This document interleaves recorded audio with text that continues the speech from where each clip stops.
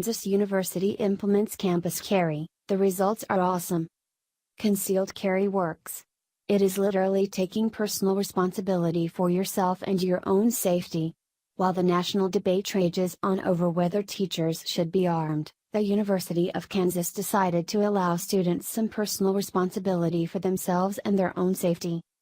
KU is now reporting that due to the choice to allow students and faculty to carry concealed firearms on campus, crime is down significantly. And no, it is a far cry from a shootout at the OK Corral, World War III, or any level the reenactment of some sort of bloodbath like leftist progressive gun control advocates would have you believe. In a campus safety report released late last week, KU public safety officials reported crime on the Lawrence campus declined some 13% from 2016 to 2017. In the first 6 months of permitted concealed guns on campus, there have been no criminal weapons violations. Prior to 2017, KU campus police report that since 2008 there have been a total of 14 weapons violations, only one of which took place in 2016.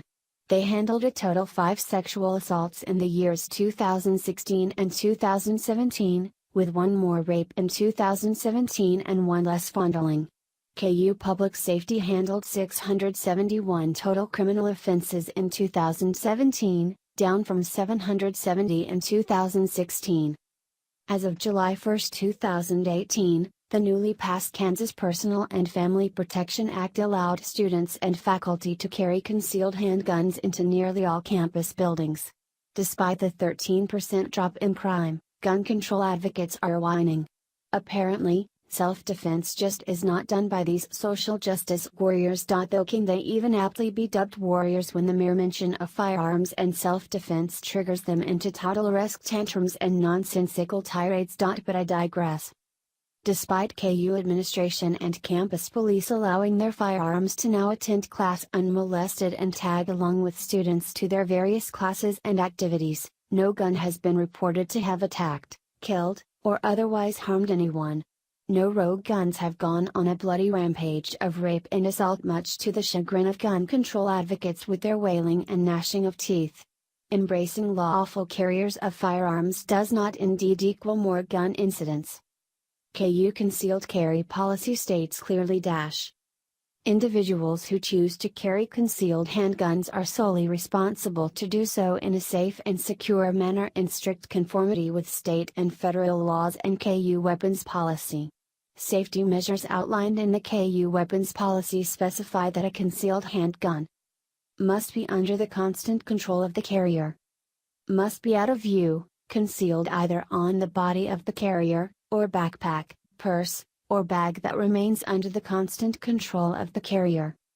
Must be in a holster that covers the trigger area and secures any external hammer in an uncocked position. Must have the safety on, and have no round in the chamber. And it appears students are abiding by these policies as requested. Gun control is not about guns, it is about control. Are we as law-abiding U.S. citizens to be allowed to have the right to keep and bear arms as protected by the Second Amendment, or are our Second Amendment rights to be infringed so that the government can lord over, control, supervise, and take care of us? I think Dr. Susanna Hupp says it best when she states emphatically how a politician stands on the Second Amendment tells you how he or she views you as an individual. As a trustworthy and productive citizen, or as part of an unruly crowd that needs to be lorded over, controlled, supervised, and taken care of. Hupp would know, as she is a survivor of the 1991 Luby's cafeteria mass shooting in Texas. She went on to author a book by the name of From Luby's to the Legislature, One Woman's Fight Against Gun Control, and serve as a Republican in a traditionally Democratic seat in the Texas legislature. When Hupp spoke about the loss of both of her parents to an armed madman on that fateful day when they went to eat at the Luby's cafeteria, she expressed her anger at legislators and gun control advocates, stating, "I'm mad at my legislators for legislating me out of the right to protect myself and my family. I would much rather be sitting in jail with a felony offense on my head and have my parents alive. As far as these so-called assault weapons, you say that they don't have any defense use. You tell that to the guy that I saw on a videotape of the LA riots, standing up on his rooftop protecting his property and his life from an entire mob with one of these so-called assault weapons. Tell me that he didn't have a legitimate self-defense use. Just one final statement. I've been sitting here getting more and more fed up with all of this talk about these pieces of machinery having no legitimate sporting purpose, no legitimate hunting purpose.